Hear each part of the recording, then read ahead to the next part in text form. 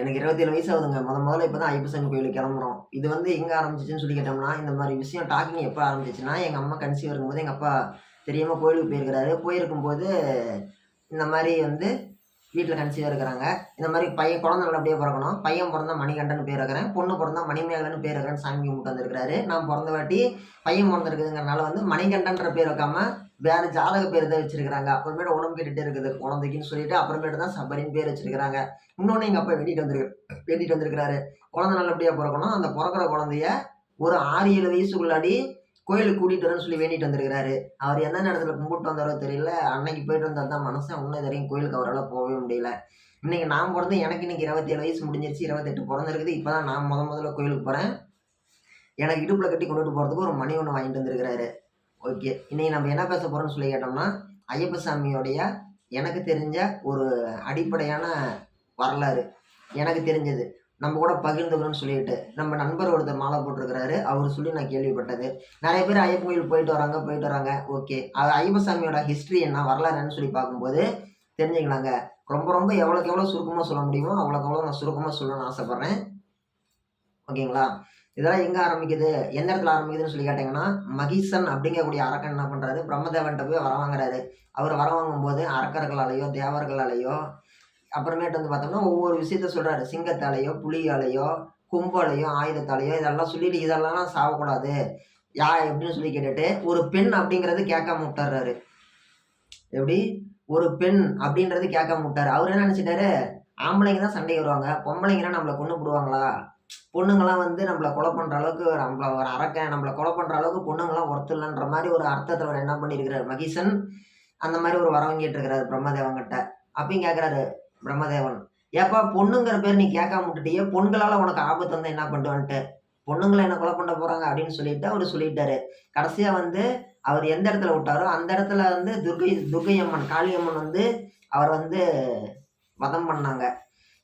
இதோட இத பார்த்துட்டு இருந்த மகிஷி, அவருடைய தங்கச்சி, அவங்க என்ன பண்றாங்க, மகிஷாசுரன், மகிஷன் அரக்கனுடைய தங்கச்சி மகிஷி என்ன பண்றாங்க, அவங்க அண்ணன் விட்டதையும் சேர்த்து அந்த அம்மா கேக்குது.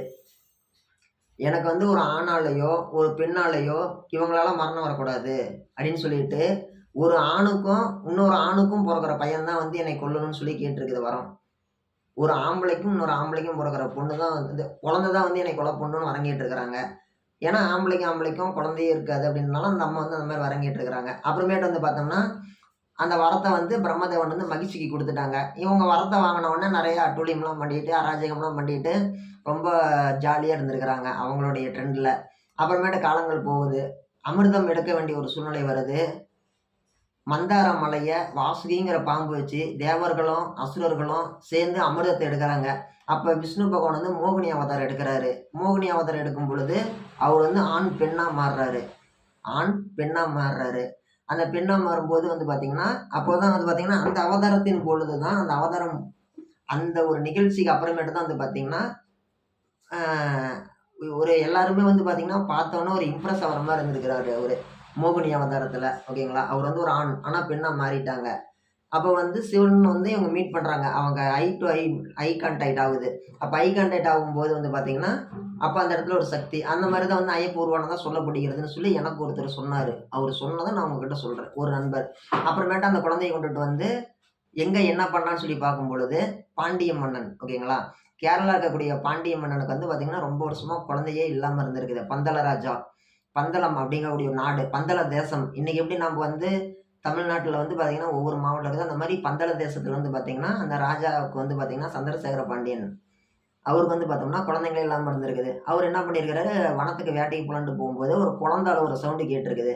அந்த குழந்தைய பார்த்தீங்கன்னா, கழுத்துல மணி கட்டியிருக்கிறாங்க. மணிகண்டன் அப்படிங்கிற பேர் அதன் காரணமா தான் பார்த்தீங்கன்னா, மணிகண்டன்னு சொல்றாங்க. கழுத்துல மணி கட்டி விட்ட மாரி ஒரு குழந்தை அங்கேயே இருந்திருக்குது. அந்த குழந்தைய பார்த்த உடனே, அவரு எடுத்துட்டு போய் வளர்த்தலாம்ன்னு சொல்லி ஆசைப்படுறாரு. எடுத்துட்டு போய் வளர்த்தவும் செய்றாரு. குழந்தை நல்லா தெய்வீகமா இருக்குதுன்னு சொல்லிட்டு. அந்த குழந்தை வீட்டுக்கு எடுத்துட்டு போன நேரம், ஒரு சில மாதங்கள்லயே ஒரு சில வருடங்கள்லயே அவங்க மனைவி கன்சீவ் ஆகுறாங்க. அவங்களுக்கு ஒரு தம்பி பொறக்குறாங்க. அப்படி அந்த குழந்தைலாம் நல்லா வளர்ந்து வரும் பொழுது, நெறைய மாற்றங்கள் நடக்குது. ராஜாவுக்கு இந்த சாமி இந்த குழந்தைய மணிகண்டன எடுத்துட்டு போன நேரம் பார்த்தீங்கன்னா, மணிகண்டன்னு தான் பேர் வைக்கிறாங்க. மணிகண்டன் பந்தள தேசத்துக்கு போன நேரம், பந்தள தேசம் ஓஹோன்னு வளருது. ரொம்ப சிறப்பும் பேரும் புகழோட சீரும் சிறப்போட வளருது. இன்னைக்கு இருக்கிற மாதிரியே சூழ்ச்சிகள், இன்னைக்கு இருக்கிற மாதிரியே சதிவலை அப்படிங்கிறது ஐயப்பசாமி இருந்த காலகட்டத்திலயும் நடந்திருக்குது.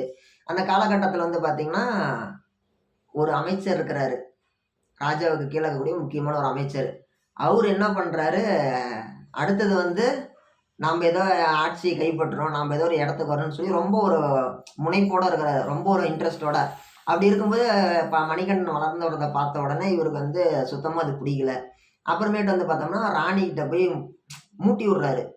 குசலம் மூட்டி விடுறாரு. ராணிய தூண்டி விடுறாரு. என்ன சொல்றாரு, காட்டுலேருந்து எடுத்துட்டு வந்து வளர்த்துற மணிகண்டன் இந்த நாட்டுக்கு ராஜாவா வரணுமா? இல்ல உங்க வயித்துல பொறந்த உங்க சின்ன பையன் ராஜாவா வரணுமா? போய் நீங்களே கேளுங்க. இத இப்படியே விடக்கூடாதுன்னு சொல்லி தூண்டி விடுறாங்க. உடனே அந்த அம்மாவும் போயி கோப்பெருந்தேவியும் போய் கேட்குறாங்க. அவங்க கணவர்ட்ட, பாண்டிய ராஜாகிட்ட. அவரு என்னன்றாரு, "இதுல என்ன சந்தேகம்? மணிகண்டன் வந்த நேரம் தான் நம்மளுக்கு குழந்தை பொறந்துச்சு. நம்ம வந்து மணிகண்டன தான் ராஜாவா அறிவிக்க போறோம். இளவரசனா அறிவிக்க போறோங்கிறாரு." உடனே இந்த அம்மா என்ன பண்ணுது, வந்துருது. சாப்பாட்டுல விஷம் வச்சு பார்க்குறாங்க. அவருகிட்ட ஒண்ணுமே வேலைக்கு ஆகல. அப்புறமேட்டு என்ன பண்றாங்க, சரி ராணி என்ன பண்றாங்க, ஒரு வைத்தியரை செட்டப் பண்ணிட்டாங்க. செட்டப் பண்ணி, நான் வயிறு வலிக்குதுன்னு சொல்லி நடிக்கிறேன். நீ வந்து ட்ரீட்மெண்ட் குடுக்குற மாரி குடு. குடுத்து முடிச்சுட்டு, புலிப்பால் இருந்தா தான் வந்து குணப்படுத்த முடியும்னு சொல்லு. சொல்லிட்டீன்னா, அந்த மணிகண்டன் நான் போறேன்னு சொல்லிட்டு போவான். இல்லைன்னா மணிகண்டனையே போயிட்டு வர சொல்லி நீங்க சொல்லுங்க.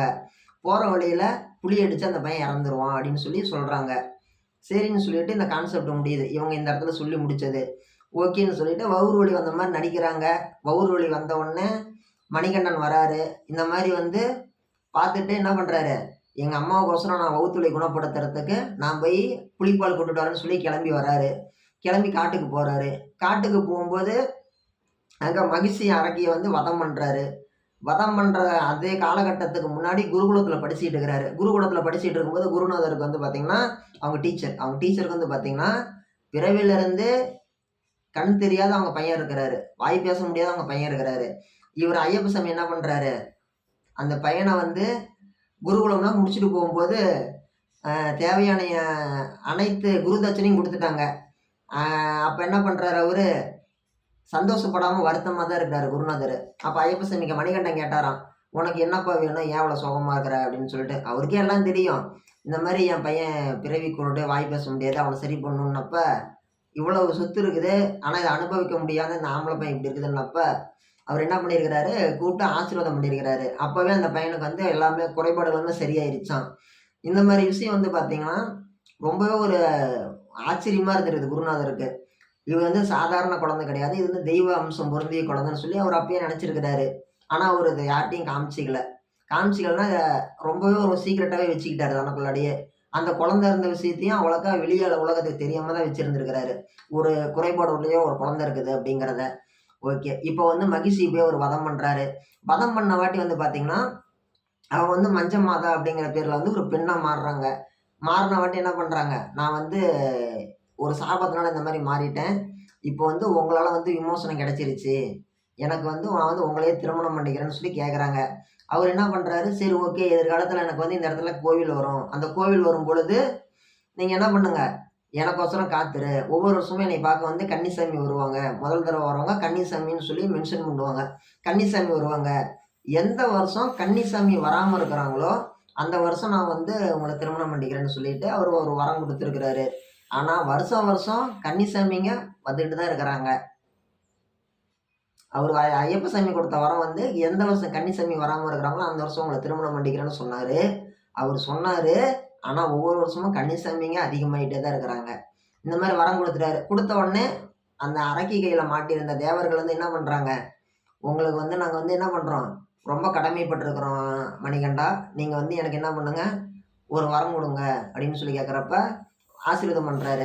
அப்புறமேட்டு உங்களுக்கு என்ன வேணும்னு சொல்லி கேட்டப்ப, இந்த மாரி எங்க அம்மாவுக்கு வவுத்து வலி, அதான் புலிப்பால் கேட்க வந்தேன். தொலைவிட்டு வந்தேன்னப்ப, தேவர்கள் என்ன பண்றாங்க, அனைவருமே புலியா மாறிக்கிறாங்க.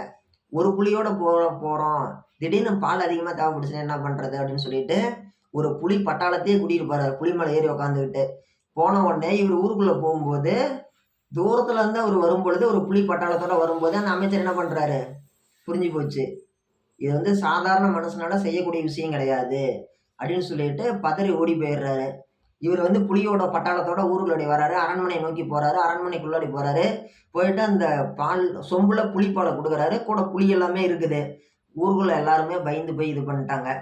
இவரு இந்த மாரி வந்த உடனே அவங்க அம்மா மொதல்ல வந்து கால்ல விழுந்து, "நான் செஞ்சது தப்பு தான் மணிகண்டன். என்ன மன்னிச்சிரு. உண்மையாலுமே மன்னிப்பு கேட்டுக்கிறேன்." அப்படின்னு சொல்லி மன்னிப்பு கேட்கறாங்க. அப்புறமேட்டு என்ன பண்றாரு, எல்லாருக்குமே தெரிஞ்சிருது. இவர் வந்து ஒரு தெய்வாம்சம் பொருந்திய ஒரு குழந்தை அப்படின்ட்டு.